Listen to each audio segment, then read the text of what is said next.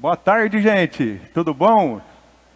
É um prazer, uma honra estar com vocês aqui. Há exatos 6 anos, na verdade 8 anos, eu fiz uma palestra aqui e prometi naquele dia que na próxima que eu voltasse, eu não ia estar tão nervoso, mas acho que piorou, viu? Está um pouco mais nervoso hoje. Gente, vou tentar da melhor forma possível passar as dúvidas do dia a dia que a gente encontra para vocês. E aí qualquer coisa a gente vai ter as perguntas lá no final. Vamos lá. Eu trabalho na Hortimulti há 17 anos. Sou filho de produtor rural. Meu pai trabalha com citros no interior de São Paulo, na região de Bebedouro. Nunca imaginei trabalhar com hortaliça, até que eu caí na Hortimulti. A Hortimulti é uma empresa especializada em hidroponia, onde a empresa conta hoje com 28 funcionários na região de São José do Rio Preto e 6 diretamente no campo que trabalham especificamente com hidroponia. Então hoje a empresa respira hidroponia e vive disso diretamente. Então a gente tenta da melhor forma possível buscar todas as informações e trazer para o produtor para que ele não tenha dúvida e consiga produzir melhor e bem lá no final do ciclo. Vamos lá, gente. Algumas coisas importantes que a gente considera dentro da região para trabalhar são esses itens: a condutividade, o pH, a solução nutritiva, a temperatura e a oxigenação. Isso eu acho que é pelo menos o básico da hidroponia para se começar um bom trabalho. Vamos lá então, ó, item por item. O pH. Gente, eu sempre vou considerar ali, tirando a rúcula. A rúcula é sempre um caso à parte, que eu acho que a gente necessita de alguma coisa um pouco especial, um pouco diferente, para que se tenha uma rúcula boa lá no final do ciclo. Então, sempre que a gente considerar pH, a gente vai tirar a rúcula fora. Então tá lá, ó, exceto rúcula. Gente, pH ideal para se trabalhar hoje. Olha lá, 6,5 cravado. Isso praticamente dá aí 80, 85% de segurança na nossa produção lá no final. Se a gente tem um almeirão, um alface crespa, uma alface americana, uma alface mimosa, 100% a gente considera o 6,5 ideal para se trabalhar. Vamos lá. Olha que legal isso daqui. Alguns exemplos que a gente trabalha. Essa raiz do 6,1 está ruim? Não está ruim, está boa.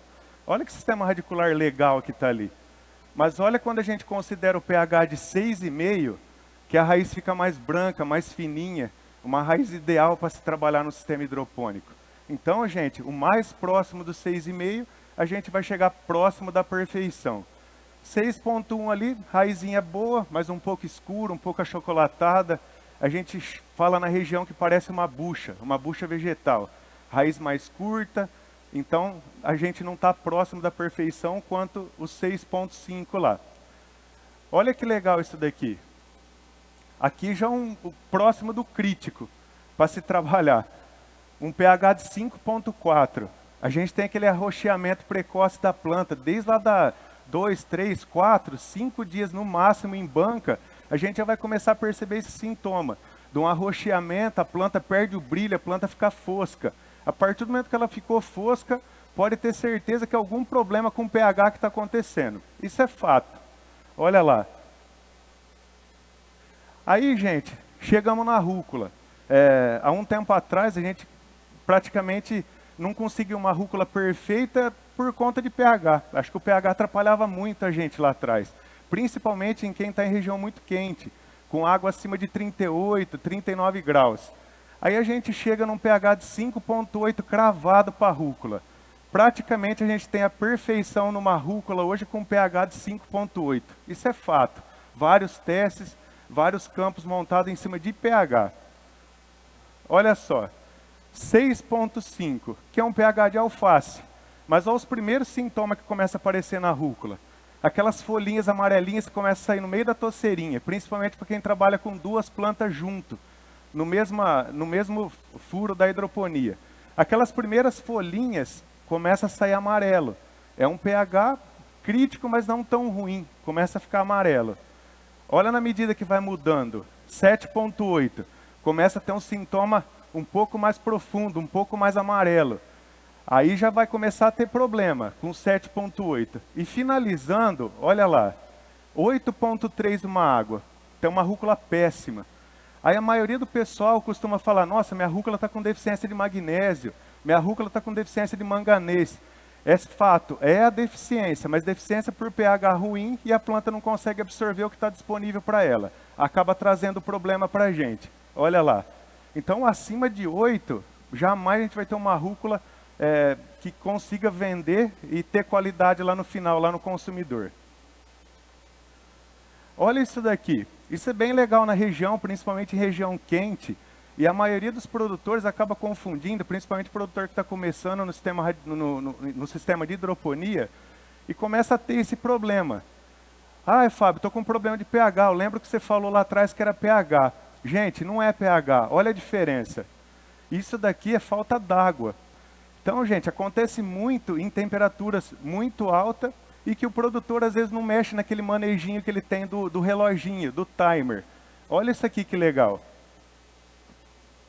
Ó, sempre que a gente tem um sistema radicular curto, que fica em volta do bulbo, e aquelas raizinhas que saem fora do bulbo começam a secar de dentro para fora, ou melhor, de fora para dentro, é um problema sério de água.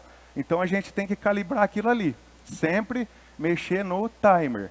O timer hoje, a gente considera de grande importância. Grande parte dos produtores trabalha engessado com o timer. A grande maioria lá atrás, 15x15 cravado direto. Gente, hoje com toda essa mudança climática que a gente vem enfrentando, com essas ondas de calor, não dá mais para cravar o timer. 15x15, 45x15, até 1h/15. A gente tem que ajustar conforme a temperatura, conforme o mês, conforme a data. Em cima disso a gente consegue ajustar tudo isso daí. Então, por exemplo, eu estou na região de São José do Rio Preto, interior de São Paulo.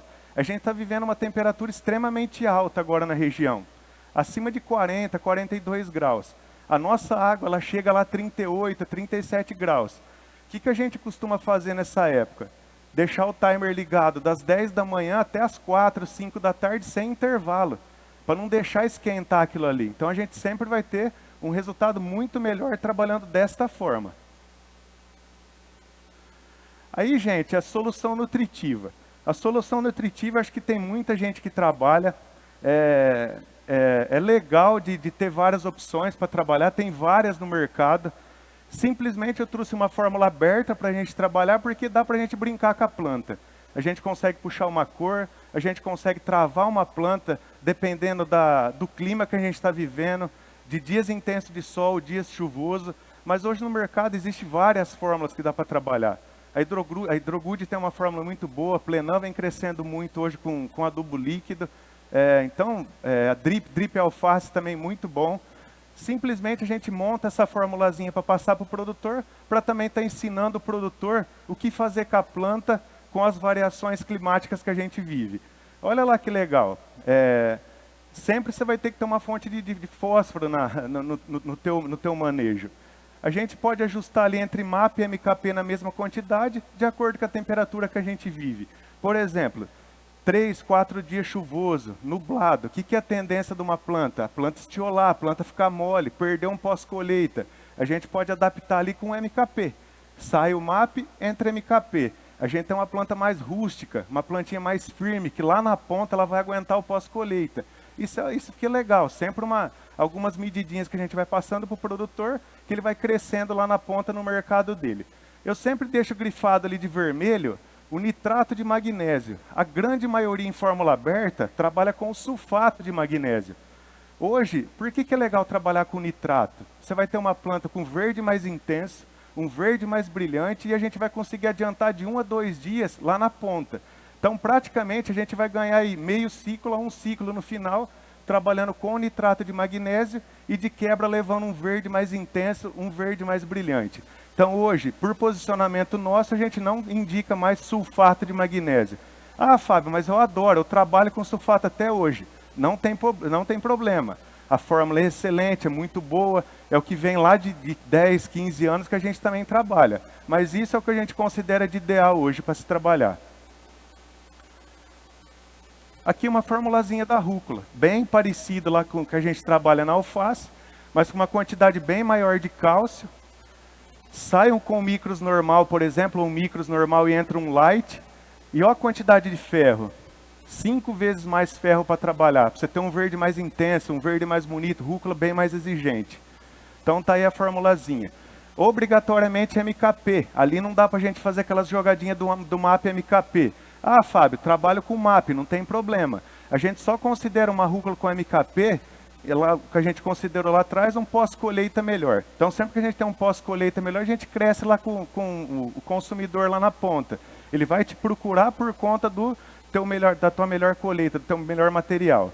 Então por isso que a gente considera ali sempre o MKP no lugar do MAP. Aí, gente, tem um probleminha sério que a gente enfrenta. Esse ano foi um dos piores que a gente enfrentou isso.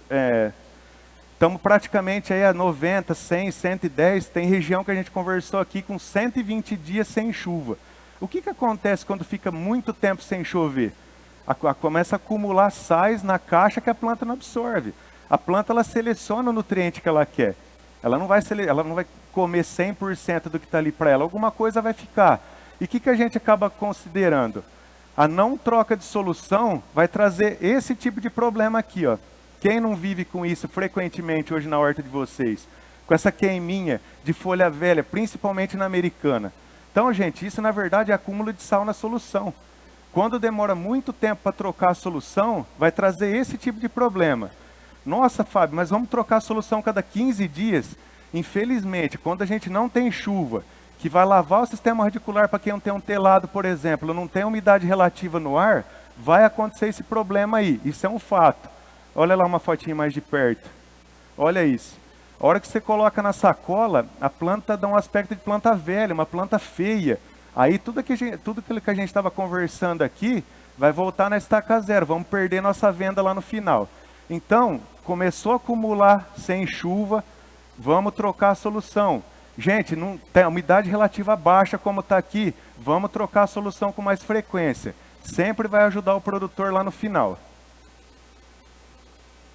Olha lá. Aí, gente, eu uso sempre um complemento, 2 pontos que a gente considera aqui. Quando você não troca a solução, obrigatoriamente você tem que trabalhar com algum produto via solução para diminuir essa quantidade de sal. Eu sempre uso um exemplo aqui.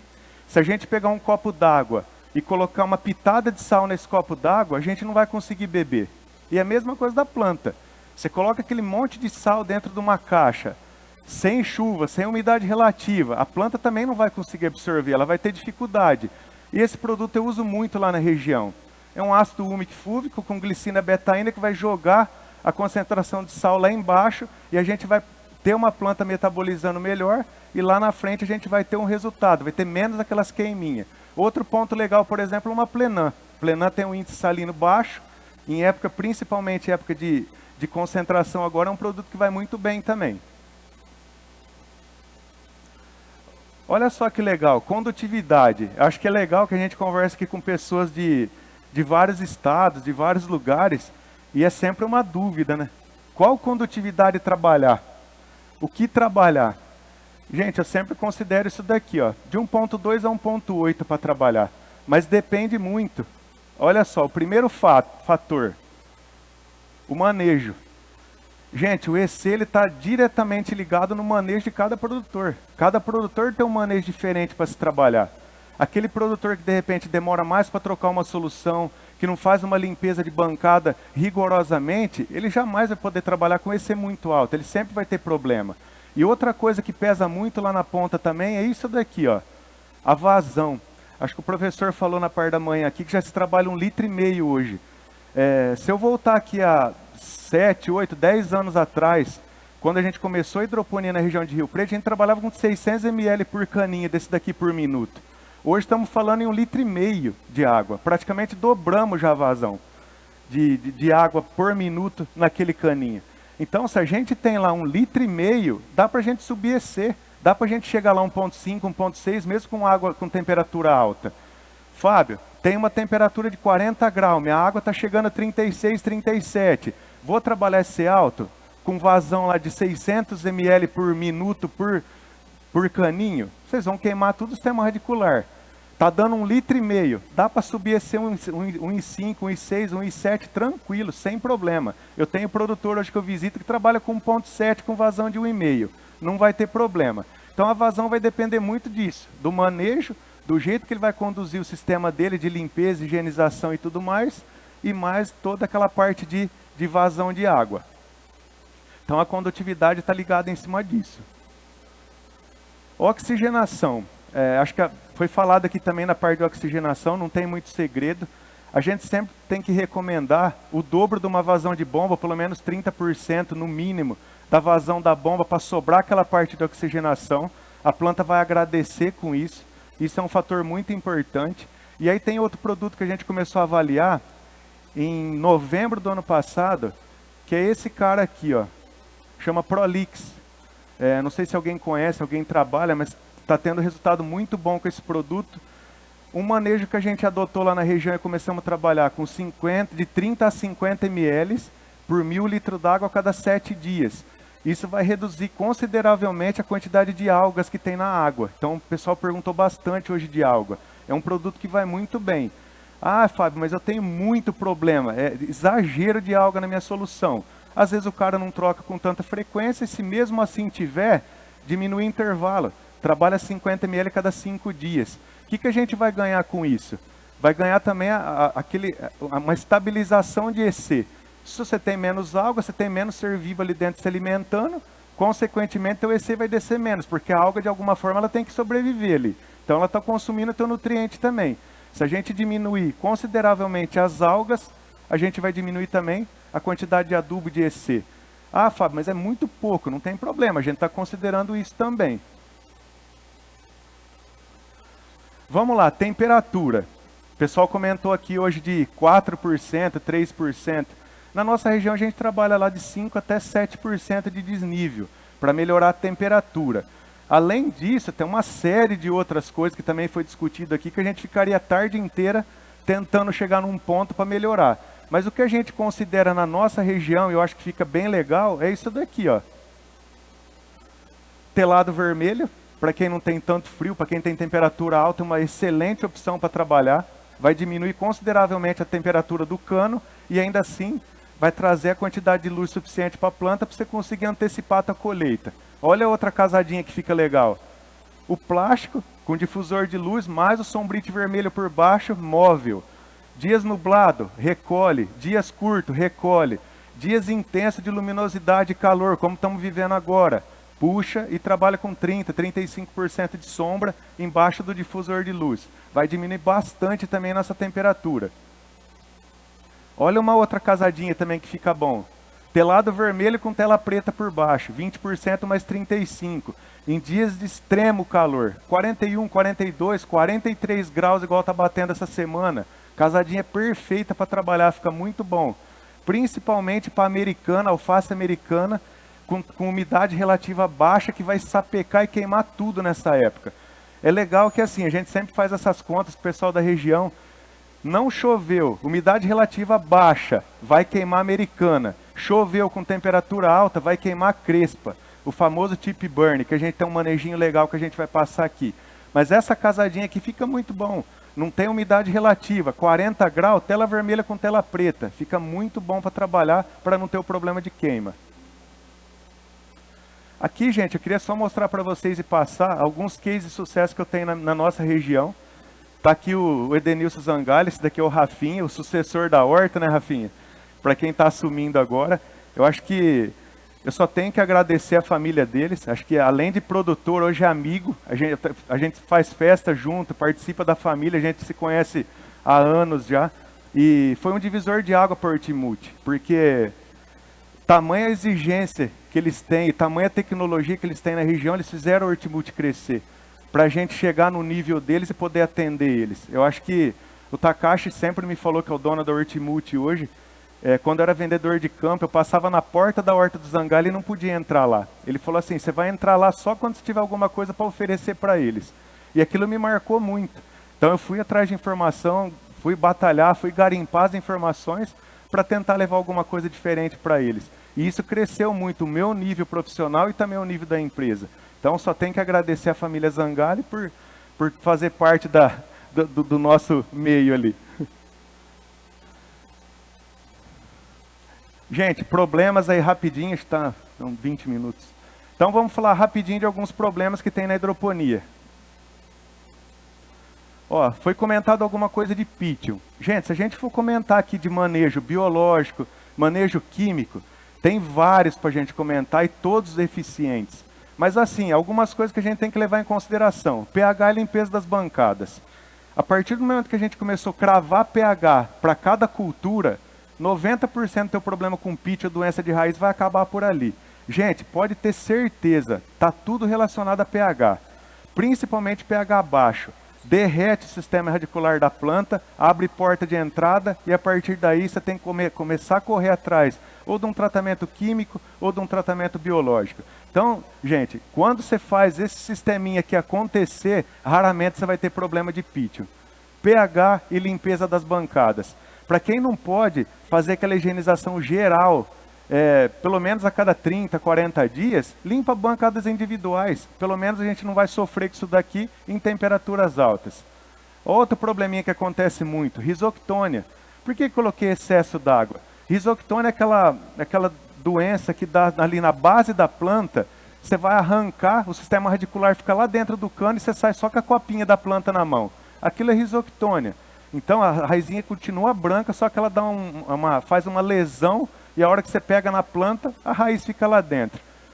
Por que acontece muito risoctônia, principalmente em época muito quente? O cara irriga muito por cima, ele faz muita água por cima, para diminuir a temperatura do ambiente. A planta ela parece um funil, toda a água que cai nas folhas vai para a base da planta. E começa a ter temperatura e umidade, e você começa a ter esse problema. Então equilibrar mais a parte de umidade por cima para não ter tanto esse problema. Quando, assim, tentar identificar ali a olho nu, o que é uma risoctônia, o que é um pítio? Pítio vai murchar a bancada inteira. Risoctônia, plantas aleatórias na banca. Então fica muito legal se a gente fazer esses manejinhos. pH e limpeza, com mais o excesso d'água por cima, a gente praticamente zera os dois principais problemas que a gente tem da hidroponia de sistema radicular. Olha o olho duro, acho que teve uma pergunta dessa também. Então eu trouxe algumas coisas, porque isso aqui também é assunto que vai levar a tarde inteira para a gente discutir. Mas assim, bem rápido, os principais pontos que a gente chega lá que chega numa conclusão que possa ser e possa contribuir para o produtor também não ter problema. Olha só, estresse hídrico, estresse com temperatura, fitotoxidez de defensivos, salinização em plantas jovens, deficiência de boro, olha lá, transplante em horário muito quente e o fungos gnats, que é um dos principais problemas. Aqui eu só marquei alguns que a gente considera os principais, ó, que é o fungos gnats, a deficiência do boro e o estresse hídrico. Olha só que legal. Vamos falar aqui do famoso fungos gnats, acho que foi de uns 2, 3 anos para cá, foi muito comentado isso. Olha só essa horta. E, gente, tem muito desse jeito. Acho que a maioria aqui tem dificuldade com mão de obra, tem problema com isso, então acontece muito. Olha o que é material em decomposição no solo, para desenvolver o fungos gnats. Então, a gente não pode ter uma horta numa situação dessa. Aí tem um outro ponto, o cara foi lá, dessecou o mato, porque a gente comentou que poderia ter o problema e já estava tendo. Aí o cara faz isso aí, ó, desseca o mato, mas joga todo o resto de alface lá no chão. Material em decomposição, vai criar mariposinha, e aí vai ter problema futuro com o famoso olho duro transmitido pelo fungos gnats. Olha lá. Aí vamos lá para os viveristas. Para a gente fechar aquela parte lá do olho duro.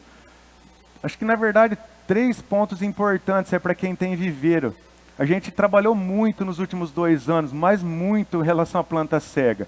E a gente chegou a algumas conclusões que assim, nos ajudou muito. Acho que nos últimos 8, 9 meses aí praticamente a gente zerou na região o problema de planta cega, que é o famoso olho duro. Boro, pelo menos uma vez por semana pulverizado no viveiro, obrigatoriamente, fica muito bom. Olha o outro ponto, bordadura. Principalmente sei lá, tem muitos viveiros que às vezes tem problema de irrigação, ou aquela bordadura do viveiro que recebe vento constante, que acaba secando a borda do viveiro. Ali é uma planta propícia para ter o olho cego, perde o meristema. E o EC. Então, gente, trabalhar EC de muda, olhando muito em cima do drenado, nunca ter um drenado acima de 1.2, 1.3 de viveiro, que a gente considera o limite, e trabalhar um EC ali de 1.06, 0.7, no máximo 0.8, sempre constante. Começou a aumentar o drenado, a gente corta o adubo e vem diminuindo para não ter esse problema. Isso a gente considera hoje de suma importância para o famoso olho duro ou planta cega. Olha o tip burn, rapidinho para a gente finalizar. Primeira coisa, escolha da variedade. Acho que tip burn hoje tem muitas variedades boas no mercado aí com uma tolerância boa. Então, partir para a escolha de variedade. Acho que 50%, 60% do nosso sucesso está na escolha da variedade. Aí os outros 35%, 40%, 45% vai sobrar em cima do posicionamento. O que todo mundo considera? A falta de cálcio no tip burn. Todo mundo. Entope a planta de cálcio, faz bastante cálcio, uma vez por semana, diminui o intervalo até cada 5 dias, por conta desse problema. O que a gente começou a fazer? Testes para ver quanto que a gente conseguia colocar de cálcio dentro da planta, fazendo outros nutrientes. Aí vamos lá. Se não tiver potássio, a planta não come cálcio. Já é um fato. Então a gente começou a fazer 3, 4 dias antes uma fonte de potássio para depois fazer o cálcio. A gente já conseguiu melhorar um pouquinho o cálcio dentro da planta. Aí a gente matou com isso daqui, ó, uma aplicação de zinco a cada 10, 12 dias. Se a gente fizer o zinco, a gente força a planta a comer o potássio, que obrigatoriamente força a planta a comer o cálcio. Acabou o problema. Aí, gente, lembrando que a gente sempre tem que dar preferência para fontes boas de cálcio. Um formiato de cálcio, um acetato de cálcio, hoje a gente considera de melhor posicionamento para estar fazendo. Além de não manchar a folha, não deixar pingado lá e parecer que é um defensivo, a gente consegue colocar mais cálcio dentro da planta. Quando a gente faz toda essa jogadinha, a gente consegue 11% de cálcio dentro da planta a mais. Então, gente, vai ter muito mais, na verdade, muito menos problema de tip burn fazendo essa jogadinha. Gente, finalizamos a parte aqui de hidroponia e eu queria falar rapidinho do Projeto Areia, que é o projeto que a gente desenvolve lá na região. E eu queria agradecer aqui ao Paulo Almeida, não sei se ele está aqui. Está aí, né, Paulo? Acho que se não fosse a tua abertura naquela visita, acho que é mais ou menos 10 anos, 8 anos atrás, praticamente a gente não estaria aqui falando do Projeto Areia. Então, um agradecimento especial por aquela visita, cara, que acho que abriu muitas portas lá na região de Rio Preto. Obrigado. Vamos lá. Aqui é a montagem, bem básica. A maioria começava com montagem de madeira, hoje já partiu para a parte de cimento, de alvenaria, mas isso não muda nada, acho que é mais o investimento. Aqui é um investimento um pouco mais caro. E olha lá, é uma telha normal, hoje de cimento, antigamente amianto, mas hoje trabalha com as telhas tradicionais de cimento mesmo. Aquela pedrinha brita número 2 para funcionar como dreno. E aqui o sombrite para separar a pedra da areia. Assim a raizinha não vai lá, ou senão não mistura toda aquela parte de areia com as pedras, e aí depois a gente não consegue nem arrancar a planta. Então a gente coloca aquele sombritezinho só para dividir. Aí, gente, lembrando que a areia tem que ser a mais grossa possível. Se não tiver areia grossa na região de vocês, bater bastante daquelas pedrinha de rio mesmo lavada junto com a areia para funcionar como dreno. Se não drenar, a gente não vai ter uma cultura legal para se trabalhar. Sempre em nível, sempre em nível. Se a gente colocar desnível na banca de areia, encharca a parte de baixo e a parte de cima sempre vai faltar água. Então sempre trabalhar em nível. Começou assim, 2 banquinhas, 3 banquinhas cada produtor. E hoje a gente já tem produtor aí com próximo de 500 bancas aí para se trabalhar. Aí o posicionamento, bem rápido. Rúcula é uma das principais culturas. Acho que o Projeto Areia nasceu pela dificuldade de produzir rúcula. Há 8, 9 anos atrás, a gente tinha uma dificuldade gigante de produzir rúcula. Em hidroponia, em NFT, a gente partiu para a areia. E hoje a gente consegue esses resultados aqui, ó. Olha que produção legal que dá. Aqui é a salsa, outra cultura que se destaca muito em areia também. A cebolinha. Olha só, que é lá no Zangalha, né, Denilson? Olha a quantidade. Olha isso, que linda que fica. Aqui o coentro, outra cultura que vem crescendo muito também. A gente teve um crescimento absurdo de coentro, de produção de coentro na região. E eu acho que isso se resume a praticamente a região inteira, o Brasil inteiro, na verdade, né? Olha que coentro top que sai, lindo. o rabanete. Lembrando, gente, colhe rabanete com 19 a 20 dias de semente. Colocou a sementinha, com 19 a 20 dias está colhendo rabanete nesse padrão aí, ó. Olha só. Olha lá, onde sai o buraquinho, onde sai certinho, perfeitinho, limpo, nada de rabanete rachado, aqueles problemas de desuniformidade que dá no solo, até por falta de boro. A couve, olha só, produção absurda de couve, a gente tem um produtor grande de couve aqui, em areia, e fica muito bom. Olha só. E aí, gente, rapidinho para finalizar, a parte de nutrição de areia. Bem próximo lá do que a gente comentou e a gente conversou também nas bancadas lá de hidroponia, no NFT. Só que olha lá, quantidade de micro maior, dobra ferro. A gente vai fazer o mesmo manejinho entre MAP e MKP, principalmente para as culturas que a gente quer que tenha um pouco mais de firmeza. Por exemplo, a cebolinha. Olha lá, a gente tem que acrescentar uma fonte de cálcio a mais. Aí vem, acho que uma pergunta também que surgiu na parte da manhã, um cálcio sem nitrogênio. De preferência um carbonato de cálcio que seja barato para trabalhar via solução, para também compensar para o produtor e ser viável lá na ponta. Então a gente acrescenta uma fonte de cálcio para ter uma cebolinha mais firme, mais rígida. Olha só.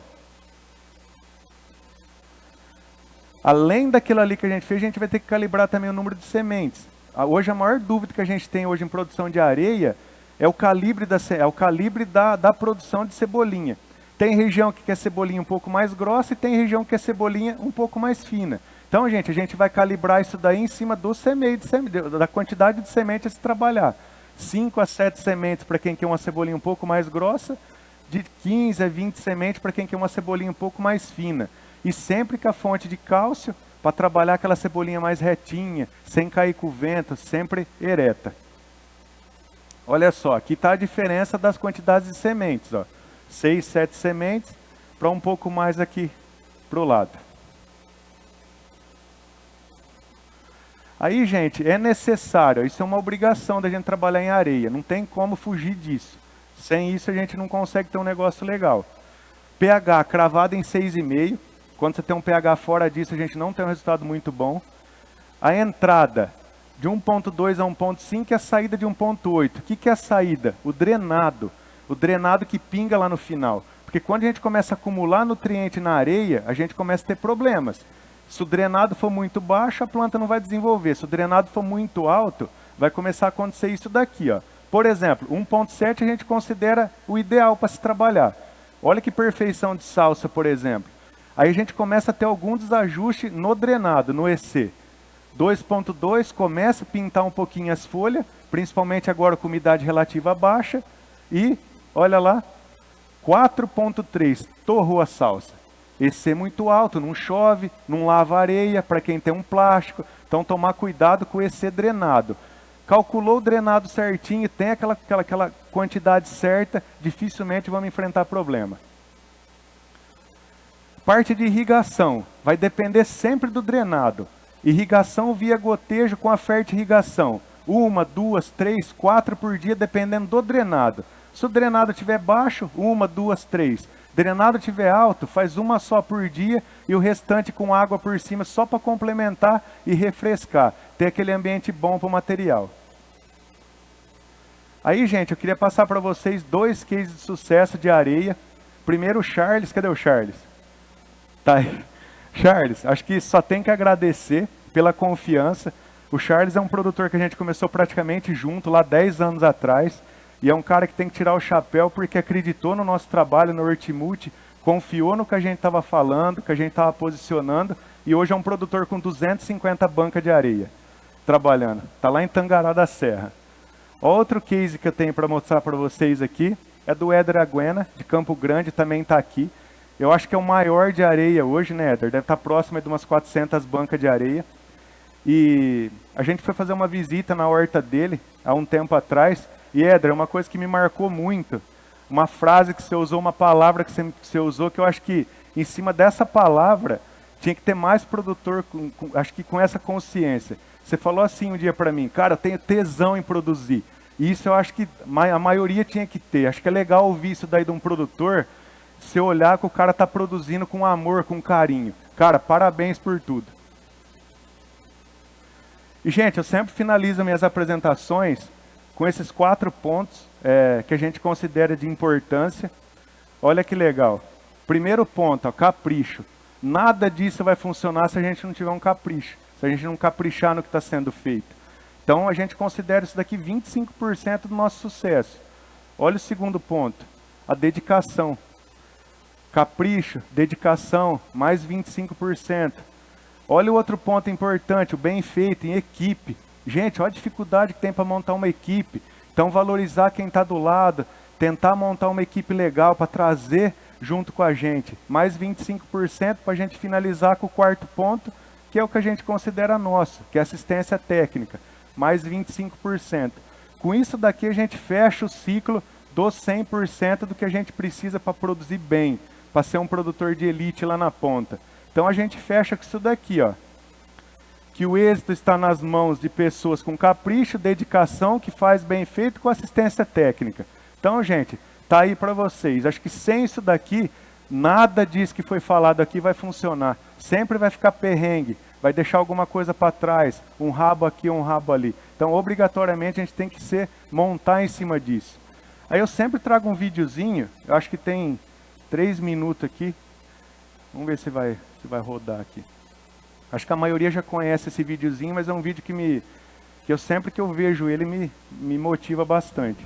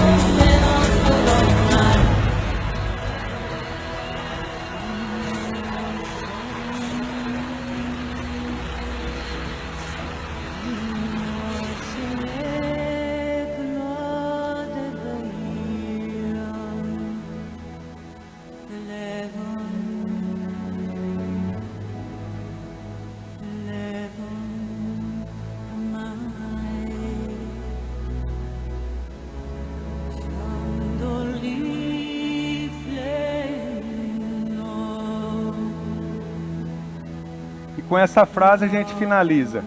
Valeu?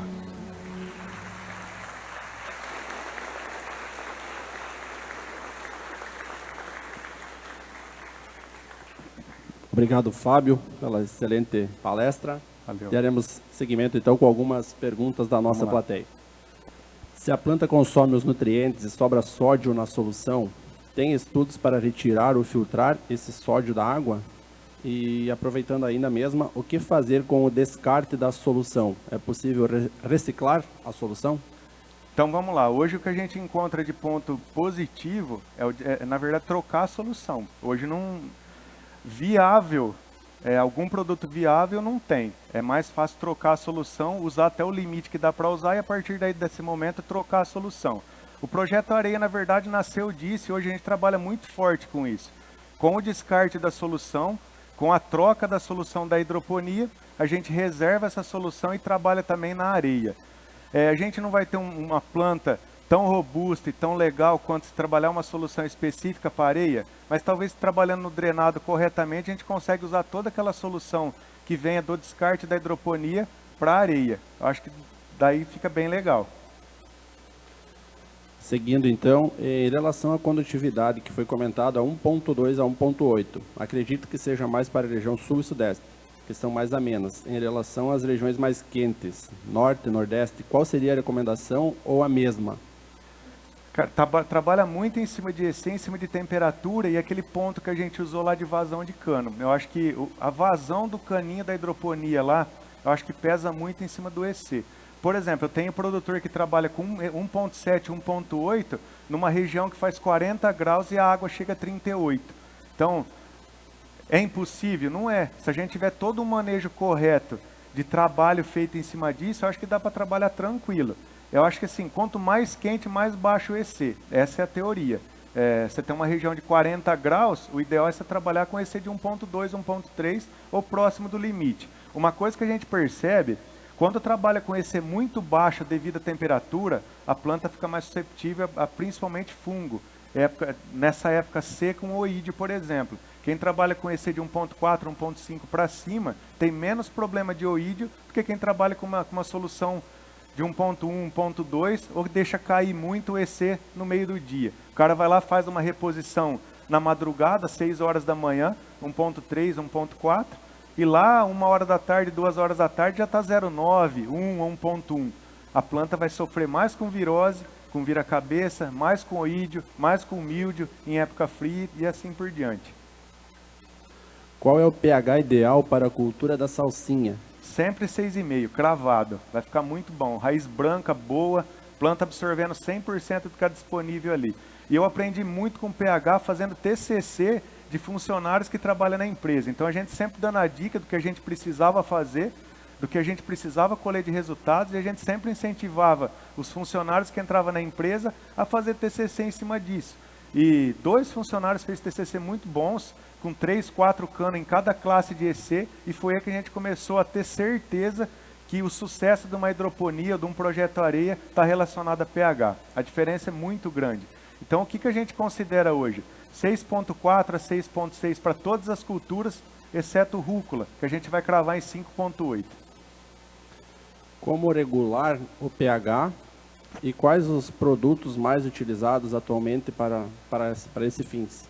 Vamos lá, a região trabalha muito para subir pH, o cal virgem, que eu acho que é uma fonte barata, mas tem também regiões que trabalham com carbonato de cálcio. Eu só não sei se às vezes fecha a conta com o produtor, porque hoje a gente tem que pensar muito no produtor também.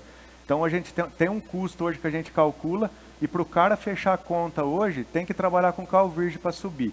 Para baixar pH, trabalha muito ácido fosfórico. Sobre o uso de água em forma de aspersão, quais os melhores horários para refrescar o ambiente das altas temperaturas em produção de mudas e em bancada final?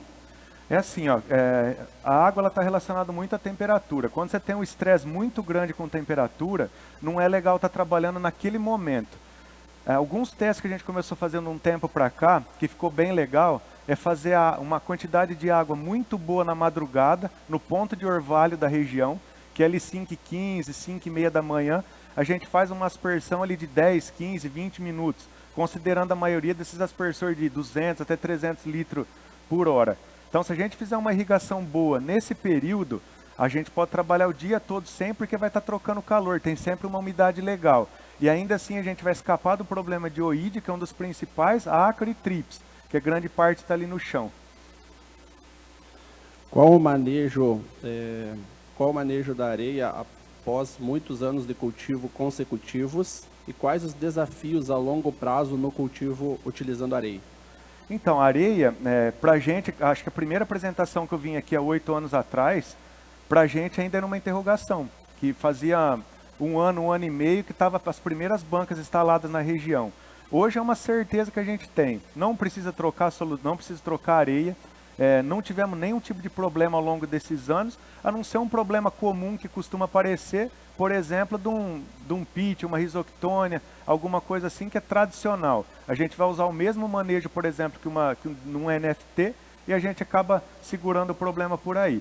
Então, gente, dá para trabalhar com a mesma areia sempre. O que costuma ser feito é a reposição da areia, porque a grande maioria arranca, lava a planta ali num balde, manda aquela raizinha branquinha, e assim sempre acaba perdendo um pouco de areia. Então a reposição ela é feita anual ou a cada 6 meses, mas só a reposição. Trocar areia nunca aconteceu em 8 anos de projeto. Ainda dentro desse projeto areia, Fábio, a dúvida que ficou aqui é como o EC da saída é maior que o EC da entrada. Isso, o que determina muito isso é a granulometria da areia. Se você tem uma areia grossa, uma areia boa que drena, dificilmente vai segurar ali. Por exemplo, se a gente tem uma cultura nova, uma salsa, um coentro, uma cebolinha lá de 6, 7 dias, ela está absorvendo pouco. Vamos falar aqui que a gente está trabalhando com uma irrigação só por dia, via gotejo, fertirrigação de 1.4. Ela está entrando 1.4 todo dia, todo dia, todo dia. Você tem uma planta pequena que não está conseguindo absorver tudo isso, e ainda assim você tem uma areia que não é tão grossa e está retendo um pouco de nutriente. O que vai acontecer? Acumular lá no drenado. Então, quando esse drenado começa a subir por acúmulo de areia não tão grossa, ou por a planta não estar absorvendo aquela quantidade, a gente vai ter os problemas. O ideal é começar a tirar o drenado desde os primeiros dias, para aí sim ir baixando a entrada, para ter um drenado sempre equilibrado. Fábio, você falou muito de estresse. Vocês indicam algum produto ou manejo para reduzir esse estresse? Sim. Então vamos lá, a gente trabalha na região com a linha da Green, a gente tem produtos muito bons dentro da minha linha, existem outros no mercado, mas eu vou falar da linha que eu trabalho e que eu conheço e que eu sei posicionar. A gente trabalha muito Vitiorg mais Dream, o Dream é um excelente produto para quebrar estresse e junto com o Vitiorg. Quando a gente faz essa casadinha, a gente praticamente não tem essa parte de estresse. O que a gente tem que lembrar muito, que a gente comentou aqui, e lembrando dessa pergunta, que é o verdadeiro bate-a-sopra que a gente fala, quando a gente tem muito problema de tip burn, a famosa queima de borda, que sempre vai aparecer em folhinha nova. Se a gente usar qualquer produto para quebrar estresse, vai piorar nossa parte de tip burn. Por quê? Vai forçar a planta a produzir folha nova. Se você está produzindo folha nova, a incidência do tip burn é muito maior. Então, quando você tem o que a gente considera? Acho que o produtor rural sabe melhor do que a gente o momento que vai queimar. Que todo mundo aqui sabe aquele pico de temperatura. Nossa, se continuar desse jeito, vai estragar minha alface, vai queimar. Jamais mexer com produto para quebrar estresse. Lógico, você vai quebrar o estresse, vai fazer a planta produzir folha nova e aí sim vai sapecar tudo, vai queimar. Porque só vai aparecer em folhinha nova, recém saída ali do meio da planta. Fábio, existem opções de adubos à base de sais menos salinos para trabalhar na época mais quente? Tem algum trabalho em cima disso? Tem sim. Assim, a base de sais não tem. O que a gente está trabalhando também, fazendo bons testes na região é com a Plenam.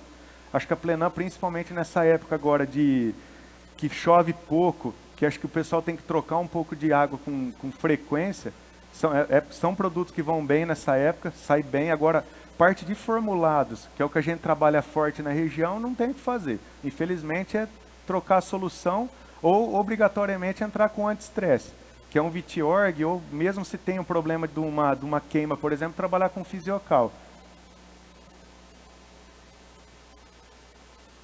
Existe alguma estratégia para melhorar essa questão da salinidade da solução, melhorar o conforto das raízes da planta, principalmente nas regiões mais quentes?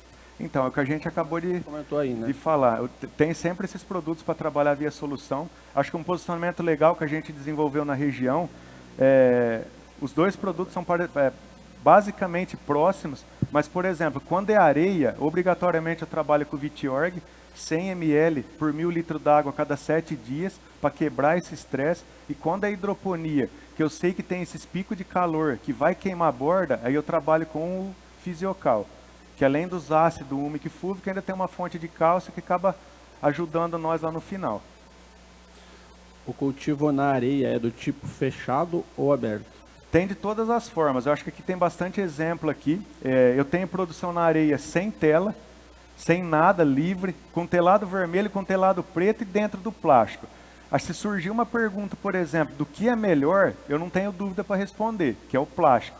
Hoje, se a gente considerar tudo que o plástico pode agregar para a gente, de temperatura, de clima, de difusão de luz, a gente vai conseguir produzir bem melhor com o plástico.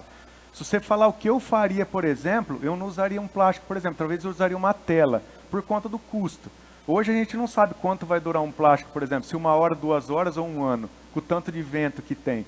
Então, se a gente tem uma tela, um telado hoje, por exemplo, em regiões quentes, que agrega, que traz um resultado, a gente tem que ir para o lado mais barato também para considerar o custo final lá do produtor. Fábio, qual seria o pH ideal da água para cultivos em substrato semi-hidropônico? Então, semi-hidropônico também é na faixa de 6,5. Também fica legal.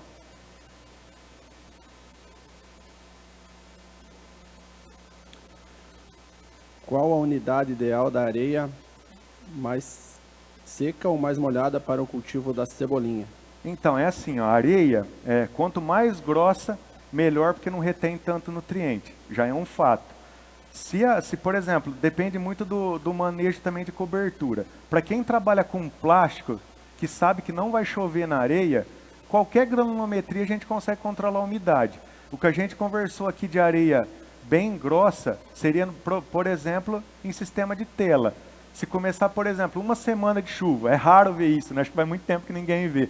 Mas se der 1 semana de chuva, a gente não consegue controlar a umidade devido à granulometria. Mas quanto mais seca a areia tiver, melhor é a produção. Por isso que a gente faz só uma fértil durante o dia e o restante só refresca por cima com aspersão, só para manter a umidade.